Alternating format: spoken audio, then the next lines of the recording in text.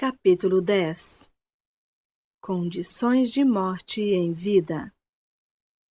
Experiências de pós-morte não parecerão tão alienígenas ou incompreensíveis se você perceber que encontra situações similares como uma parte normal de sua existência atual.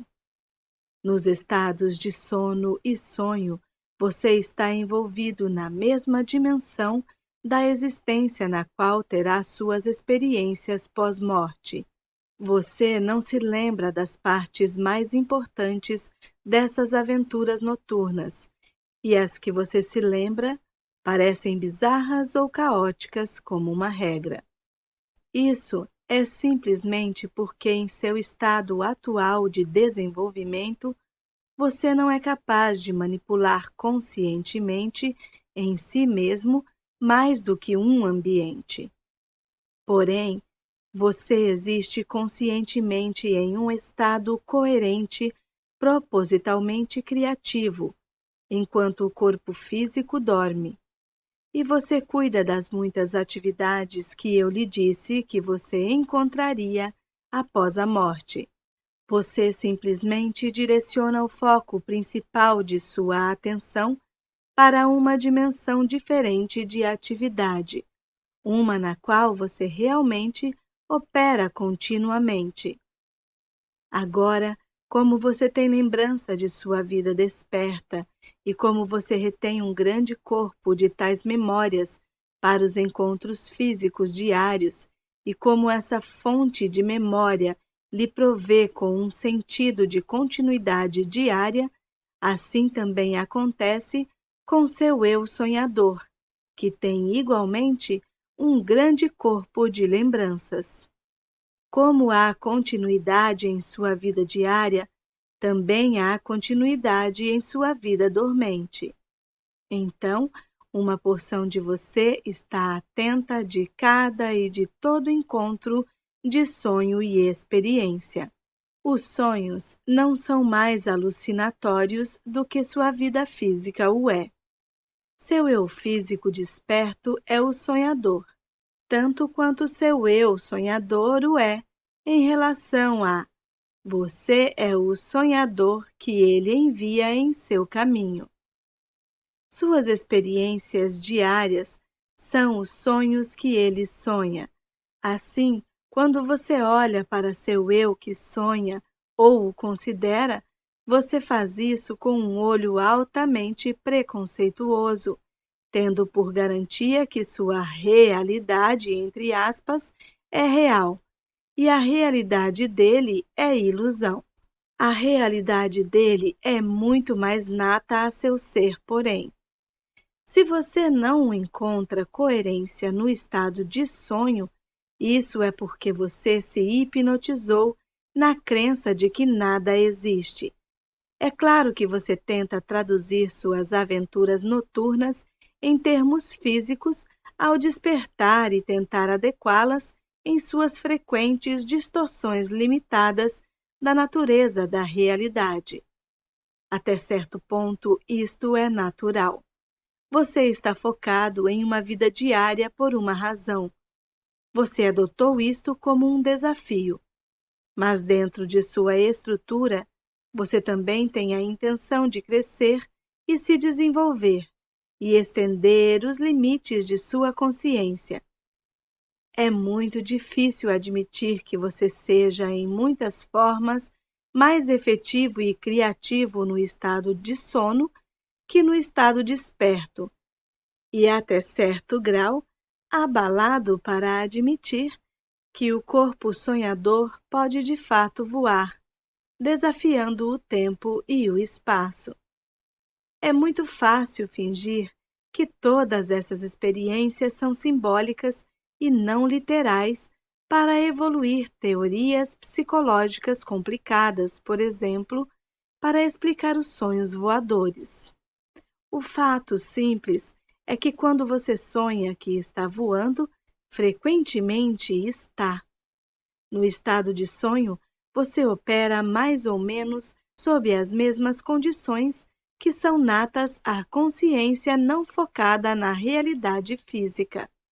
Muitas de suas experiências, consequentemente, são precisamente aquelas que você pode encontrar após a morte.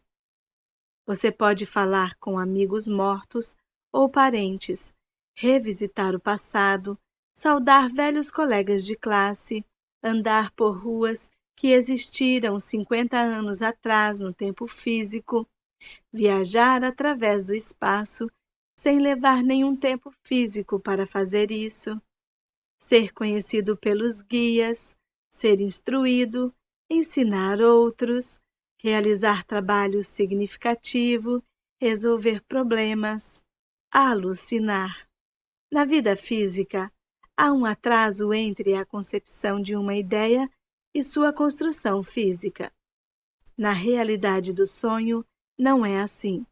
Então, a melhor maneira de se tornar familiarizado com a realidade pós-morte de antemão, por assim dizer, é explorar e entender a natureza de seu próprio eu sonhador. Não muitas pessoas querem se dar o tempo ou energia. Porém, os métodos estão disponíveis e aqueles que os usam não se acharão alienados quando todo o foco de suas atenções estiver voltado para aquela direção após a morte.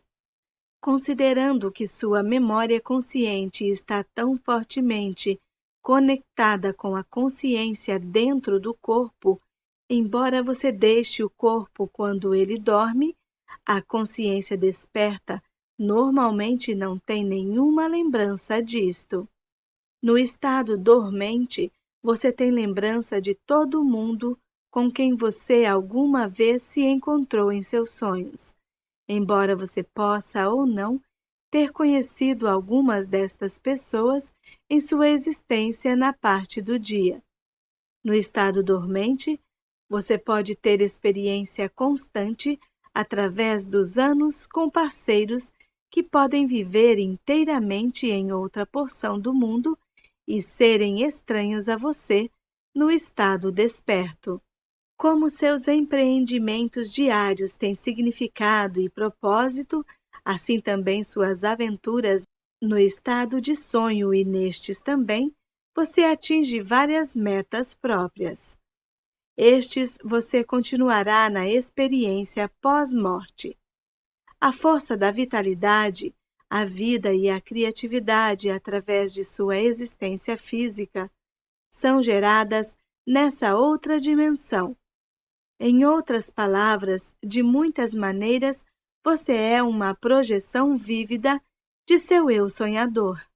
O eu sonhador, como você o concebe, é apenas uma sombra de sua própria realidade, pois o eu sonhador é um ponto psicológico de referência e em seus termos de continuidade que reúne todas as porções de sua identidade. De sua profunda natureza, apenas os mais desenvolvidos estão cientes. Ele representa, em outras palavras, a união de uma forte faceta de toda a sua identidade. Suas experiências são tão vívidas e sua personalidade, entre aspas, é muito rica.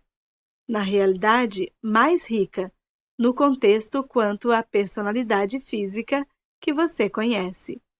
Finja por um momento que você é uma criança, e eu estou tentando empreender a tarefa particular de explicar isso a você. Explicar como o seu eu mais desenvolvido, seu eu adulto, será. E em minha explicação, digo que esse eu adulto, até certo ponto, já é uma parte de você, um resultado ou uma projeção do que você é. E a criança diz: mas o que acontecerá comigo? Eu preciso morrer para me tornar esse outro eu?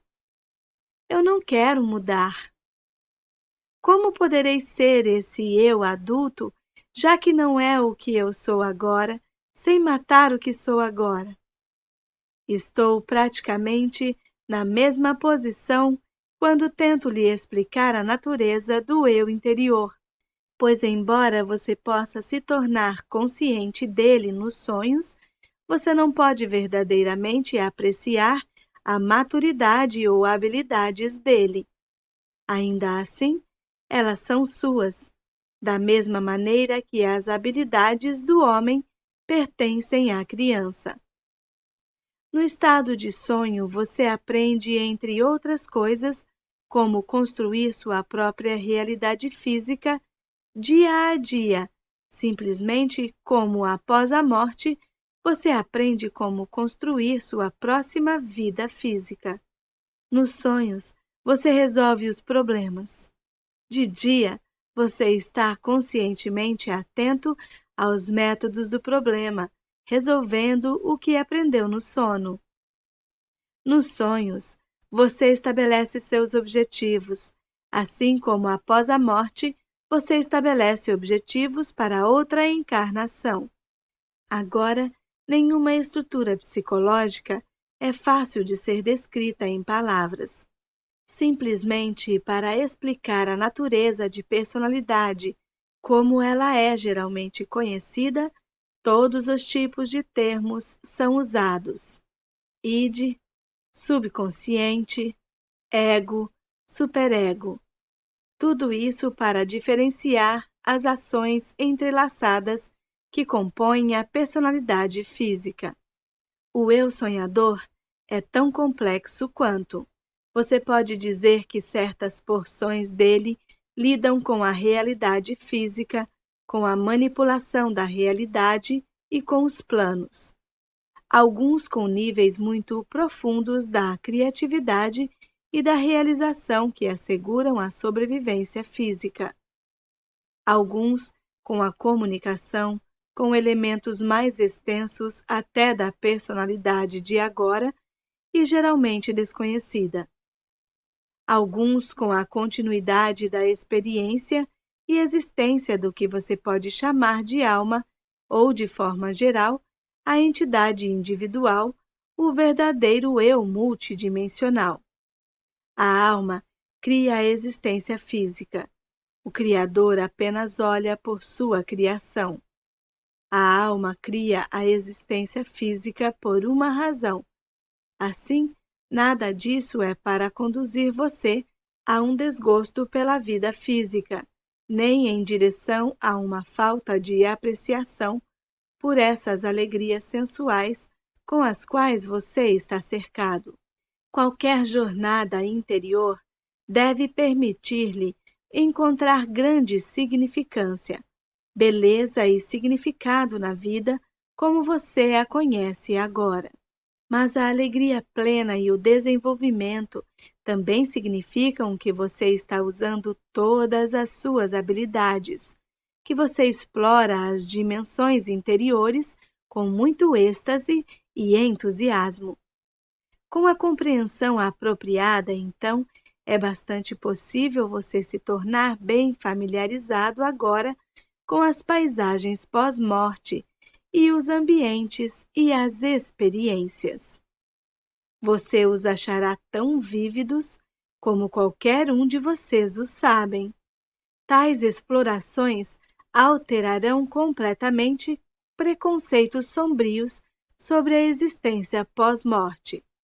É muito importante que você se dispa de tantos preconceitos quanto possíveis, no entanto, pois eles impedirão seu progresso. Falando em termos gerais, se você estiver bastante contente sobre sua realidade física, você está numa melhor posição para estudar esses ambientes internos. Se você vê o mal em toda parte na vida física e se ele parece ter mais valor que o bem, então você não está pronto. Você não deveria embarcar em uma exploração por estas aventuras noturnas se você estiver deprimido, pois neste momento seu próprio estado psíquico está predisposto a experiências depressivas, esteja desperto ou adormecido. Você não deve embarcar em tais estudos se você esperar substituir a experiência interior pela experiência física. Se suas ideias de bem e mal forem rigorosas, inflexíveis, então você não tem a compreensão que é necessária para qualquer manipulação consciente nessa outra dimensão. Em outras palavras, você deve ser tão flexível mental, psicológica e espiritualmente quanto possível, aberto a novas ideias, criativo e não muito dependente de organizações ou dogmas. Você deveria ser bastante competente e simpático. Ao mesmo tempo, você deveria ser sociável o bastante em seu ambiente físico, de forma a ser capaz de lidar com a sua vida como ela é. Você precisa de todos os seus recursos. Isso é para ser uma exploração ativa e empreendedora, não uma retirada passiva e certamente não uma retirada covarde. Até o fim desse livro, métodos serão dados para os que estão interessados. Assim, você pode explorar essas condições pós-morte conscientemente, tendo algum controle sobre suas experiências e progressos. Aqui, porém, quero descrever estas condições um pouco mais inteiramente. Agora, na vida física, você vê o que quer ver. Você percebe do campo disponível de realidade certos dados, dados selecionados cuidadosamente por você, conforme suas ideias do que a realidade é. Você cria os dados para começar. Se você acredita que todos os homens são maus, você simplesmente não experienciará a bondade nos homens. Você estará completamente fechado a isso. Eles, em troca, irão lhe mostrar a pior parte deles. Telepaticamente, você verá que os outros repugnam você e você projetará sua antipatia neles. Sua experiência, em outras palavras, segue suas expectativas. Agora, o mesmo se aplica à experiência pós-morte e às experiências de sonho e a qualquer encontro extracorpóreo. Se você for obcecado com a ideia do mal, então você encontrará más condições. Se você acreditar em diabos, então você os encontrará. Como mencionei anteriormente, há uma grande liberdade quando a consciência não está fisicamente direcionada. Pensamentos e emoções são construídos novamente na realidade sem o lapso do tempo físico. Assim, se você acredita, você será encontrado por um demônio. Você criará sua própria forma-pensamento de um, não percebendo que ele é sua própria criação. Então, se você se encontrar concentrando-se sobre os males da existência física de tal maneira, então você não está pronto para tais explorações. É possível, é claro, sob tais condições, encontrar uma forma-pensamento pertencente a outra pessoa. Mas se você não acredita em demônios para começar, você sempre reconhecerá a natureza do fenômeno e estará ileso. Se for sua própria forma-pensamento, então, na verdade, você pode aprender dela perguntando-se o que ela representa, que problemas você materializou. Agora, você pode alucinar com o mesmo tipo de coisa após a morte, usando isso como um símbolo, e enfrentar uma batalha espiritual que, é claro, poderia não ser necessário compreender. Você trabalhará suas ideias, problemas e dilemas no seu próprio nível de compreensão. Ambientes pós-morte existem em toda parte agora. Ponto final. É como se sua situação presente e todos os fenômenos físicos dela fossem projetadas do interior de você mesmo para fora, dando-lhe um filme contínuo, forçando-lhe a perceber apenas aquelas imagens que foram transpostas. Elas se parecem tão reais que você se encontra na posição de reagir a elas constantemente. Eles servem para mascarar outras realidades bastante válidas que existem ao mesmo tempo. Porém, e de fato, destas outras realidades, você ganha o poder e o conhecimento para operar as projeções materiais. Você pode, entre aspas, deixar a máquina parada, por assim dizer, para o movimento aparente e voltar sua atenção a essas realidades. Em primeiro lugar, você tem que perceber que elas existem. Como uma introdução aos métodos que lhe darei mais tarde, é uma boa ideia perguntar-se de vez em quando: do que estou realmente consciente agora? Faça isso quando seus olhos se abrem e, novamente, quando eles se fecham. Quando seus olhos estiverem abertos, não tenha por garantia que apenas os objetos imediatamente percebidos existem. Olhe para os espaços que parecem vazios e escute no meio do silêncio. Há estruturas moleculares em toda polegada de espaço vazio, mas você se ensinou a não percebê-las. Há outras vozes, mas você condicionou seus ouvidos para não ouvi-las. Você usa seus sentidos internos quando está no estado de sonho e os ignora quando está acordado. Os sentidos interiores são equipados para perceber dados que não são físicos. Eles não são ludibriados pelas imagens que você projeta na realidade tridimensional. Agora eles podem perceber objetos físicos. Seus sentidos físicos são extensões destes métodos interiores de percepção, e após a morte é neles que você confiará. Eles são usados nas experiências extracorpóreas. Eles operam constantemente sob a consciência normal desperta. Assim, você pode até se tornar familiar com a natureza da percepção pós-morte agora. Ponto final. Em outras palavras, o ambiente, as condições e métodos da percepção não serão alienígenas.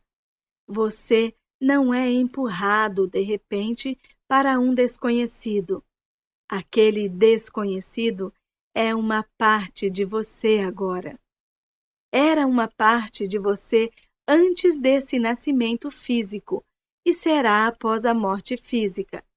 Essas condições, portanto, foram borradas em sua consciência no principal, ao longo da história física. O gênero humano tem tido várias concepções de sua própria realidade, mas ele, propositalmente, parece, distanciou-se disso no último século. Há muitas razões para isto e tentaremos cobrir algumas delas. Em muitas formas, então, você está, entre aspas, morto agora, e tão morto quanto estará. Enquanto você vai para suas tarefas e empreendimentos diários, sob a consciência desperta, você está constantemente focado em outras realidades também, reagindo ao estímulo do que sua consciência física não está ciente, percebendo condições através dos sentidos interiores e experienciando eventos que não são nem ao menos registrados no cérebro físico. Toda esta última porção deveria ser sublinhada. Após a morte, você simplesmente está ciente dessas dimensões de atividade que agora você ignora. Agora a existência física predomina, então não predominará. Porém, nem será perdida de você.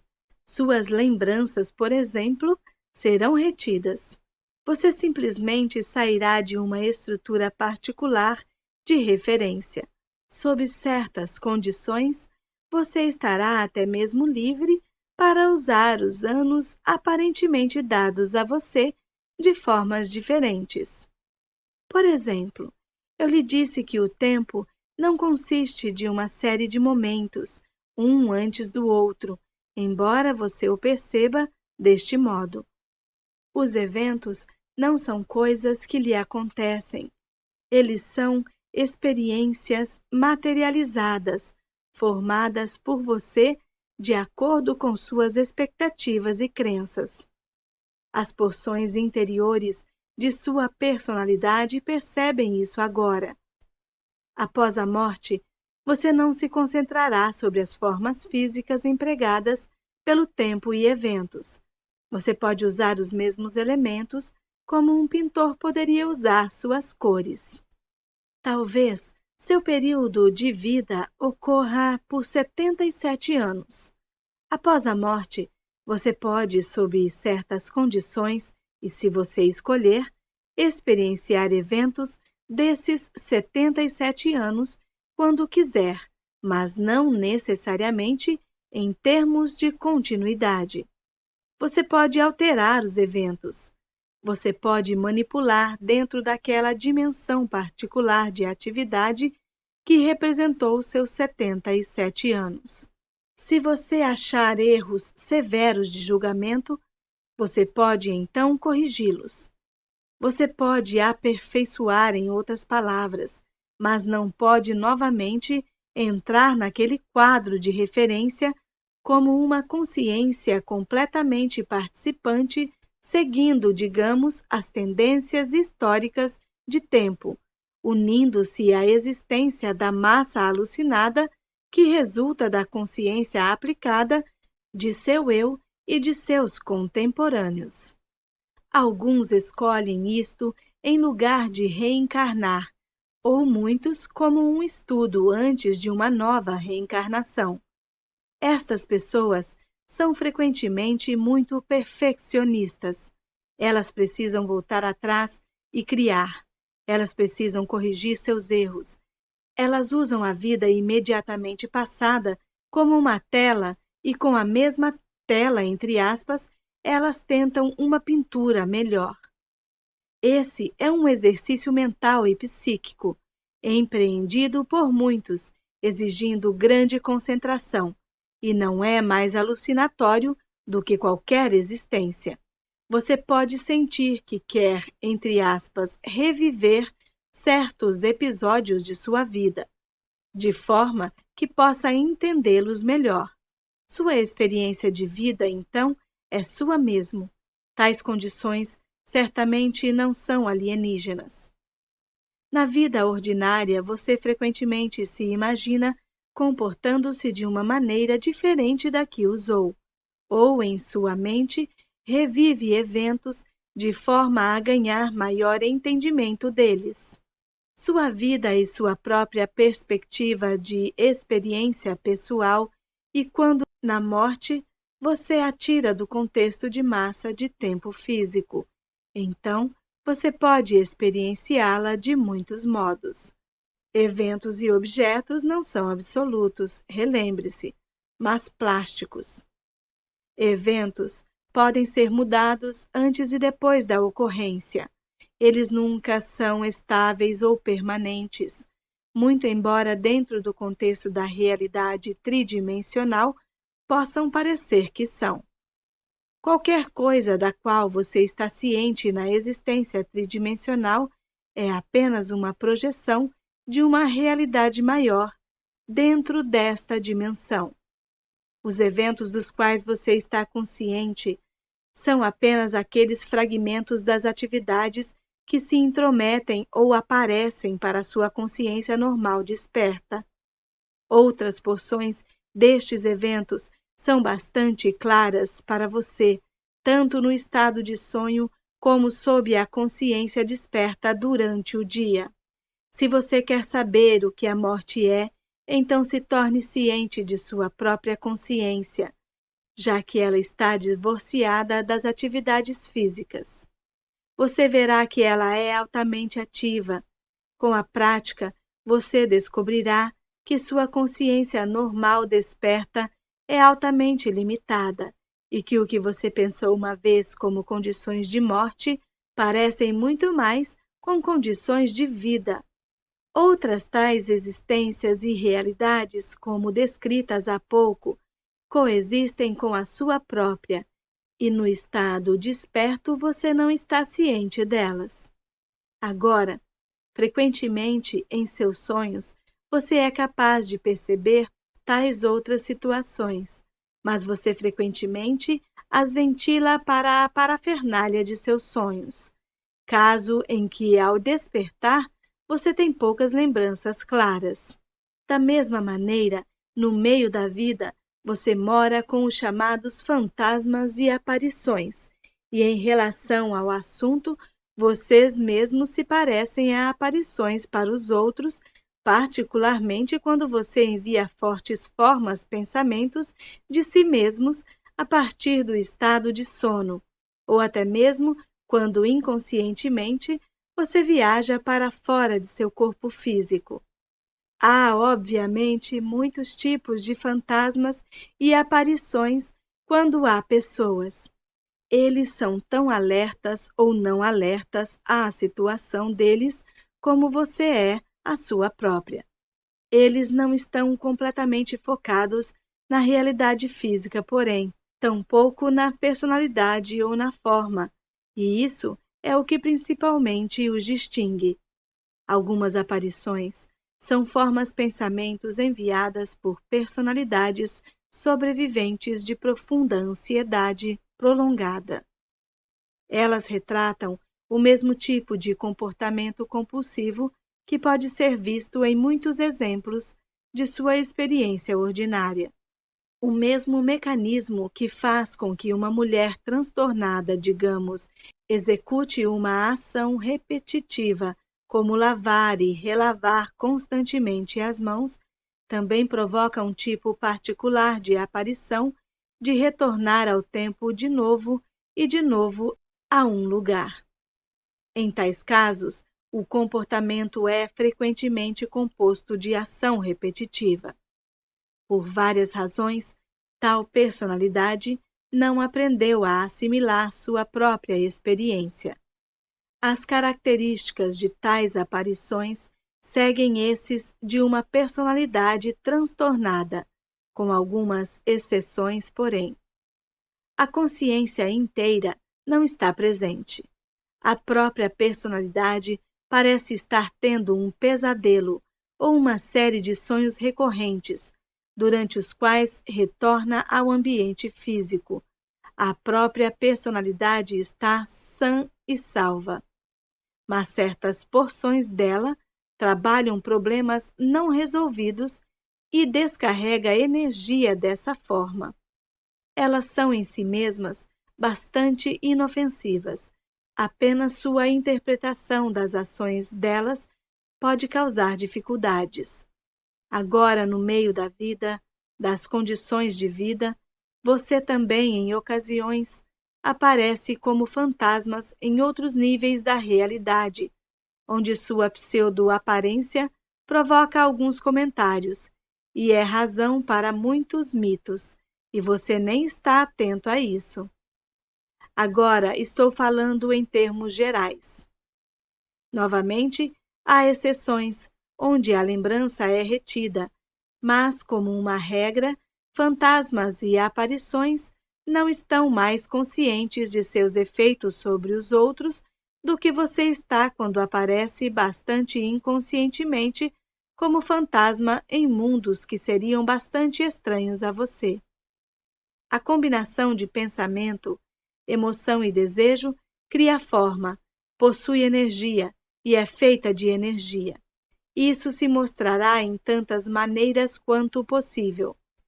Você só reconhece as materializações físicas, mas, como mencionado anteriormente neste livro, você envia pseudoformas de você mesmo, vindas de você mesmo, das quais você não está ciente. E isso está completamente à parte da existência da viagem astral ou projeção, o que é um acontecimento muito mais complexo. Você aparece sob forma astral em realidades que são comparativamente mais avançadas do que a sua própria. Você é normalmente reconhecido por causa de sua desorientação. Você não sabe como manipular.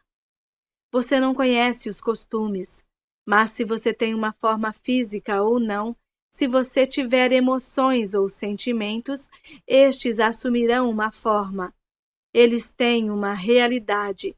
Se você pensar fortemente em um objeto, em algum lugar ele aparecerá.